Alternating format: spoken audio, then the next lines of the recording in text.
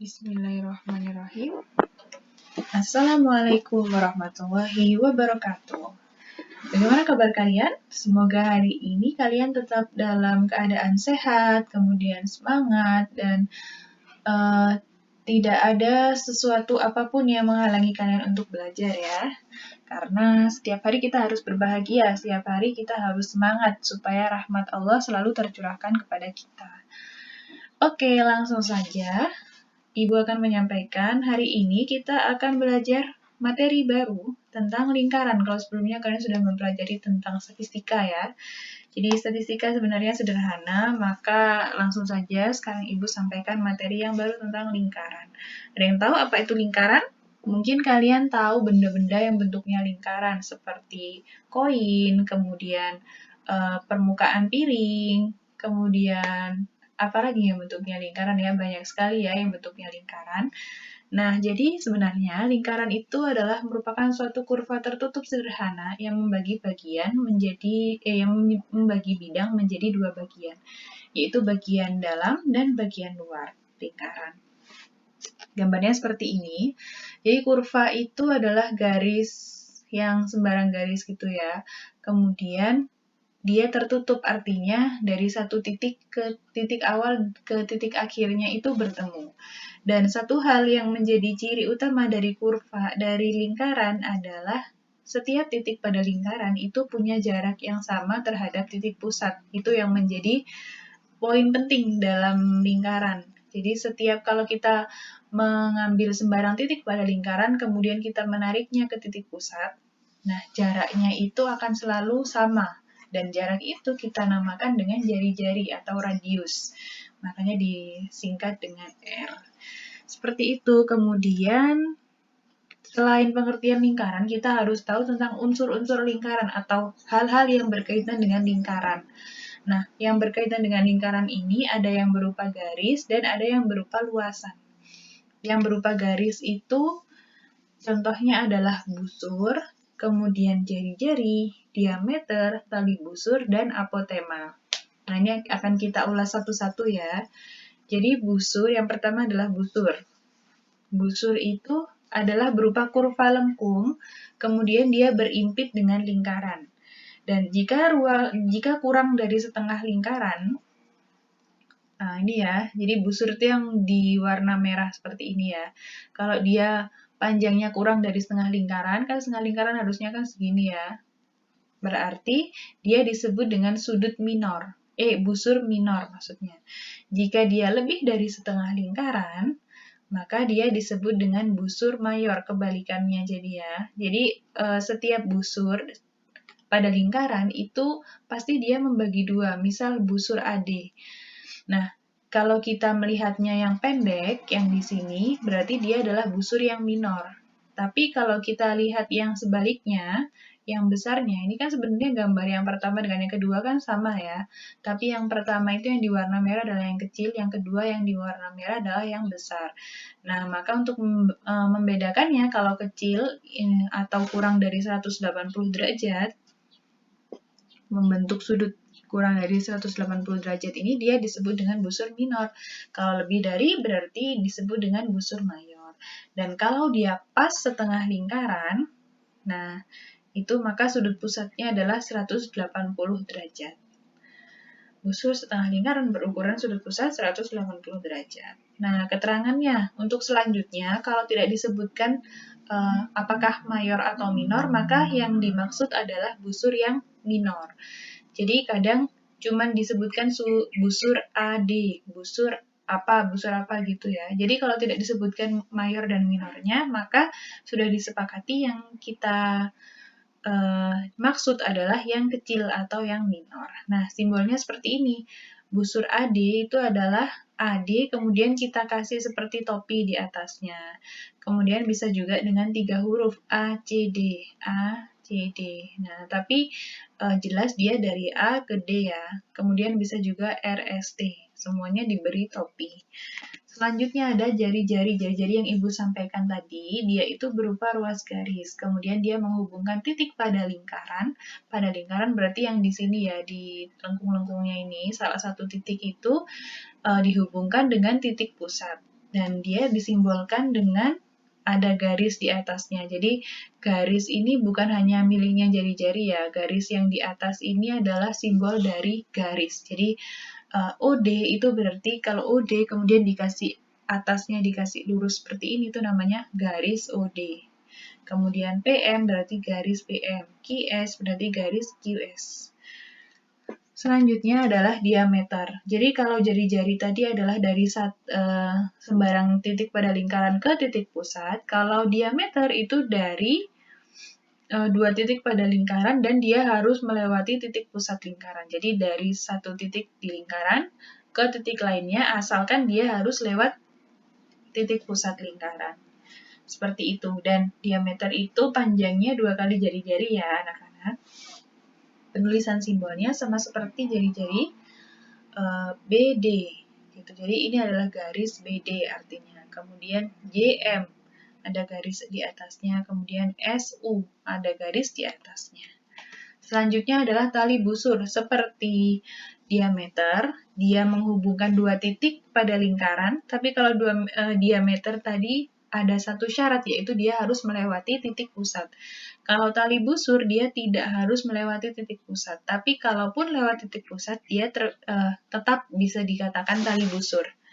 Jadi tali busur itu adalah garis yang menghubungkan sembarang dua titik pada lingkaran. Dan garis yang tali busur yang melewati titik pusat itu dinamakan dengan diameter. Paham ya? Jadi diameter itu termasuk juga tali busur, jadi tidak perlu bingung. Gitu. Penulisan simbolnya masih sama, dua huruf yang di atasnya diberi tanda garis lurus. Dan yang terakhir adalah apotema. Apotema itu adalah ruas garis. Yang merah ya kalau apotema ya. Nah, dia itu ruas garis yang menghubungkan titik pusat terhadap salah satu titik di tali busur. Jadi, tadi kan ada tali busur ini, FE ini ya. Kemudian, ada satu garis lagi yang menghubungkan dari titik pusat ke tali busur. Tapi syaratnya dia harus tegak lurus dengan tali busur itu. Jadi, tegak lurus seperti ini.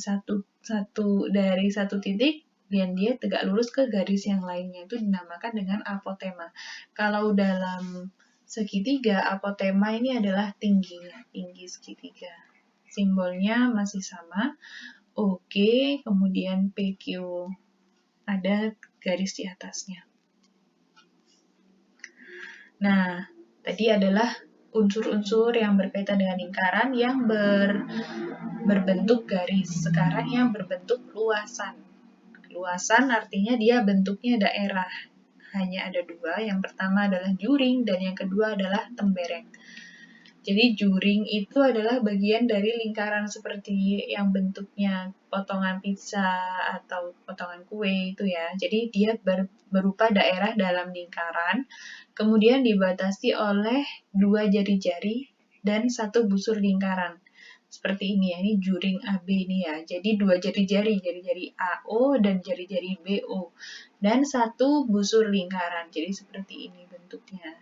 Kemudian jari-jari yang membatasi, memuat titik ujung busur lingkaran.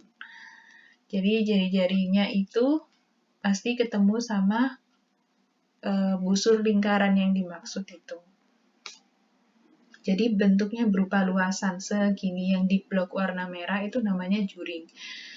Sama seperti busur tadi, kalau kita mengatakan ada yang kita blok ini kan bisa aja perspektif kita melihat yang warna putih. Nah, kan jadi dia membagi lingkaran menjadi dua bagian, yaitu yang warna merah dan yang warna putih. Kalau yang warna merah itu dinamakan dengan juring minor, kalau yang merah yang di sini ya, yang gambar pertama maksud Ibu. Kalau yang warna putih di sini itu kan sama seperti ini ya, disebut dengan juring mayor. Nah, selanjutnya kalau tidak disebutkan apakah minor atau mayor, maka lagi-lagi kita sepakati yang kita maksud adalah yang minor atau yang kecil. Seperti ini. Nah, bisa juga dia membagi menjadi setengah bagian seperti ini. Selanjutnya adalah tembereng. Nah, kalau tembereng itu adalah daerah di dalam lingkaran dan dia dibatasi oleh tali busur dan busur lingkaran. Jadi bukan dibatasi dengan jari-jari. Kalau juring tadi kan harus dibatasi oleh jari-jari, jadi harus lewat ke titik pusat seperti ini. Kalau tembereng itu dibatasi oleh garis bebas yang kita sebut dengan tali busur tadi, dan dia dibatasi dengan tali busur dan busur lingkaran. Yang ini yang tali busur itu yang lurus ya, kalau busur lingkaran itu yang panjang yang melengkung, maksudnya melengkung seperti ini. Kemudian diblok dan hasilnya adalah seperti ini minor, yang ini mayor. Selanjutnya kalau tidak disebutkan apakah minor atau mayor, kita sepakat untuk melihat yang kecilnya atau yang minornya. Bisa juga seperti ini juga termasuk tembereng ya. Karena ini kan juga tali busur. Tali busur tadi ada yang bisa melewati titik pusat atau tidak harus melewati titik pusat. Kalaupun melewati ya tidak apa-apa itu ya. Nah, selesai tentang unsur-unsur dalam lingkaran. Selanjutnya adalah sudut pusat dan sudut keliling. Jadi dalam lingkaran itu mungkin saja bisa dibentuk sebuah sudut kan ya. Nah, sudutnya bisa melewati titik pusat atau bisa melewati titik-titik yang ada di sekeliling lingkaran. Makanya ada dua istilah, yaitu sudut pusat dan sudut keliling. Jadi sudut pusat lingkaran itu terbentuk dari dua sinar garis. Sinar garis itu maksudnya garis seperti ini ya, garis. Jadi asalnya itu selalu dari titik pusat karena namanya sudut pusat. Asalnya dari titik pusat ke sembarang arah seperti ini. Ini namanya sinar garis OA dan yang ini sinar garis OB. Nah, kemudian dia akan membentuk ini ada besar sudutnya seperti ini. Kaki sudut berimpit dengan jari-jari lingkaran. Jadi ini kaki sudut tapi bisa juga kita sebut sebagai jari-jari lingkaran. Dan titik sudutnya itu berimpit dengan titik pusat lingkaran. Titik sudutnya itu selalu nempel di titik pusat lingkaran. Maka dia disebut dengan sudut pusat. Seperti itu. Nah, sedangkan sudut keliling adalah terbentuk dari dua sinar garis. Sama ya, namanya sudut itu selalu terbentuk dari dua sinar garis. Dan kalau sudut keliling, sinar garisnya itu berimpit dengan tali busur. Jadi tidak harus melewati titik pusat lingkaran. Ini AC itu kan tali busur ya. Kemudian BC juga tali busur. Dan yang menjadi poin penting adalah titik sudutnya itu berimpit dengan salah satu titik pada lingkaran. Di sini, titik sudutnya. Jadi, gambar yang pertama itu yang garis merah itu adalah sudut keliling, yang garis biru adalah sudut pusat. Begitu juga dengan yang gambar kedua, merahnya sudut keliling, kemudian birunya sudut pusat. Yang ketiga, yang sudut keliling itu yang warna merah sama hijau karena dia titik pusatnya ada di kelilingnya lingkaran. Dan yang warna biru itu adalah sudut pusat. Oke, lanjut. Sekarang apa sih hubungannya sudut pusat dengan sudut keliling? Jadi, jika suatu sudut pusat dan sudut keliling yang ada pada lingkaran itu menghadap busur yang sama, maka besar sudut pusat sama dengan 2 kali besar sudut keliling. Jadi kita lihat yang ini ya, NEM itu dia kan menghadap ke busur NM. NEM, dia menghadapnya ke busur NM. Kemudian dia termasuk sudut keliling karena titik pusat ya titik sudutnya itu ada di kelilingnya lingkaran. Tapi ada juga NOM, ternyata dia juga menghadap ke busur NM kan. Tapi dia sudut pusat lingkaran. Nah, hubungannya apa? Jadi sama-sama menghadap ke busur NM, tapi yang satu sudut keliling, yang satu sudut pusat. Nah, coba kalian lihat. Pasti yang sudut kelilingnya itu terlihat lebih kecil dari sudut pusatnya. Dan memang ternyata besarnya, kalau kita misalkan NEM ini 30 derajat, maka yang NOM itu 2 kalinya, 60 derajat.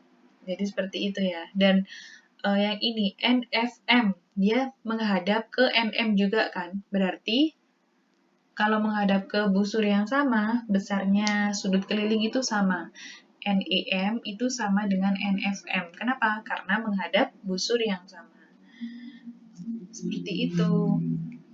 Selanjutnya, ini baru dibahas panjang busur dan luas juring. Jadi panjang busur lingkaran, busur tadi kan berbentuk panjang E ya, berbentuk garis atau kurva gitu ya. Nah, jadi dia kan ada di sini AB. Kalau ada garis di sini, itu kan dia pasti berhubungannya sama keliling lingkaran. Kenapa sama keliling? Karena keliling itu kan pinggirnya lingkaran pinggir. Ya, pinggirnya lingkaran ini seluruhnya kan. Kalau busur itu cuma sebagian, jadi bisa kita pakai perbandingan. Kalau semakin besar sudut yang dibentuk, maka panjangnya busurnya kan semakin besar. Jadi besarnya alfa per 360 derajat. 360 karena sudut dalam lingkaran itu kalau full adalah 360 derajat kan. Jadi alfa per 360 derajat itu sama dengan panjangnya busur per keliling lingkaran. Keliling karena kalau busurnya full, itu disebut dengan keliling lingkaran. Jadi kalau kita mau cari panjang busurnya saja, itu sudutnya berapa? Dibagi dengan 360 derajat dikali dengan kelilingnya lingkaran. Jadi kalau kita mau cari panjang busur, itu terlebih dahulu kita cari kelilingnya lingkaran. Baru kita pakai perbandingan sudutnya. Dan selanjutnya sama seperti busur tadi, kalau luas juring, kita tinggal mengganti dengan luas lingkaran. Jadi ini gambarnya kan sama ya, seperti itu. Kalau juring berarti yang kita pakai adalah luas lingkaran. Jadi perbandingan sudut juga, alfa per 360 derajat itu sama dengan luas juring yang dimaksud per luasnya lingkaran. Jadi kalau kita mau cari luasnya juringnya saja, itu berarti alfa per 360 dikali luasnya lingkaran. Seperti itu. Insya Allah materinya hanya itu. Kemudian sekarang kita bisa latihan soal. Nah, bisa kalian kerjakan latihan soal ini, kemudian nanti kalau ada waktu kita bahas bareng-bareng, atau kalau nggak ada, nanti Ibu akan share pembahasannya insya Allah. Jadi ini ya, soalnya nomor 1 dan nomor 2. Jika luas juring ORS itu 60 cm persegi, ini kan diketahui sudutnya, kalau seperti ini kan sudut siku-siku ya. Nah, yang ditanyakan adalah luas juring OPQ, yang sudutnya dia itu 135 derajat. Jadi bisa kalian pakai perbandingan ya. Kemudian yang nomor 2, luas juring daerah yang diarsir. Ini seperti cara yang Ibu tadi, yang diketahui adalah jari-jarinya 20 ya ini. Dan sudut apitnya 72 derajat. Ini bisa kalian screenshot, bisa dikerjakan. Selanjutnya yang nomor 3 dan 4 itu adalah ini. Sekarang yang ditanyakan adalah busur. Busur PQ. Busur PQ yang diketahui adalah OP atau jari-jarinya dan sudut apitnya 60 derajat. Nah, yang nomor 4 adalah sudut pusat dan sudut keliling. Jadi yang diketahui adalah O itu titik pusat lingkaran. Dan ACB dengan AOB kan sama-sama menghadap busur yang sama ya. Yang diketahui adalah sudut kelilingnya. ACB-nya itu 30 derajat. Yang ditanya adalah sudut pusatnya. AOB. Itu apa tadi hubungannya? Sudut pusat dan sudut keliling. Selanjutnya, ini. Ayah akan membuat taman berbentuk lingkaran dengan jari-jari 35 meter. Di sekeliling taman akan ditanami pohon cemara dengan jarak 1 meter. Setiap satu pohon 1 meter, baru ada pohon lagi. Jika satu pohon memerlukan biaya sebesar Rp25.000, seluruh biaya penanaman pohon cemara adalah, ini bisa kalian hitung ya. Dan yang terakhir adalah jika diketahui A, B, E, kalian perhatikan ya, ABE itu sudut apa, maksudnya sudut keliling atau sudut pusat, dan dia membentuk busur apa. ACE itu juga sudut apa dan membentuk busur apa, kemudian ADE itu sudut apa, membentuk busur apa. Nah, kalian cari hubungannya, ABE, ACE, sama ADE itu apa sih hubungannya, gitu ya. Nah, yang diketahui adalah jumlah ketiga sudut itu 96 derajat. Dan yang ditanyakan, kalau kalian sudah tahu ya, hubungannya apa, nanti kalian bisa tahu masing-masing sudut ini besarnya berapa. ABE, ADE, dan ACE ini. Nah, baru kalian bisa mencari besarnya sudut AOE. Ya, jadi insya Allah hanya itu yang bisa Ibu sampaikan. Kalau ada yang dibingungkan atau ingin ditanyakan, silakan ditanyakan, tidak perlu sungkan. Karena malu itu memang sebagian dari iman, tapi kalau malu bertanya, kalian tidak akan mendapatkan apa-apa. Jadi dalam menuntut ilmu, malu itu dilarang ya. Oke, Ibu akhiri. Terima kasih atas perhatian kalian. Wassalamualaikum warahmatullahi wabarakatuh.